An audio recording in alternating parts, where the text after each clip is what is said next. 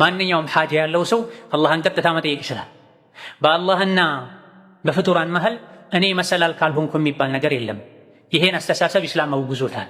ማ ነዕቡድሁም ኢላ ሊዩቀርቡና ኢለላሂ ዙልፋ ይሉ ነበር የድሮ ሙሽሪኮች።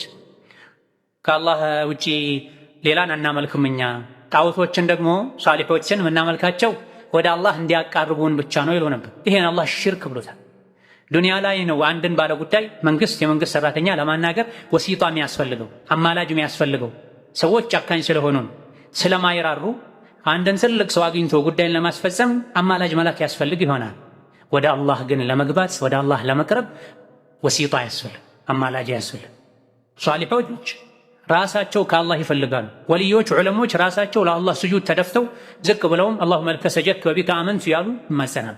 እኛም ሶላት በሰገደን ቁጥር አሰላሙ ዐለይና ወዐላ ዒባዲላሂ አሷሊሒን፣ ሰላም ለእኛ ይሁን፣ ሰላም ለሷሊሖች ይሁን፣ ሷሊሖችን ሰላም አድርጋቸው ያለን ለሷሊሖች ዱዓ እናደርጋለን። ሷሊሖች ዱዓ ይደረግላቸዋል እንጂ አይለመኑም። ሷሊሖች ራሳቸው ወደ አላህ መቃረብ ያስፈልጋቸዋል እንጂ ወደ አላህ መቃረቢያ አይደረጉም። ወደ አላህ መቃረቢያ ምንድን ነው? ቀጥታ ዱዓን ስጁድን። ባሮቼ ስለኔ ከጠየቁ እኔ ቅርብ ነኝ አለ።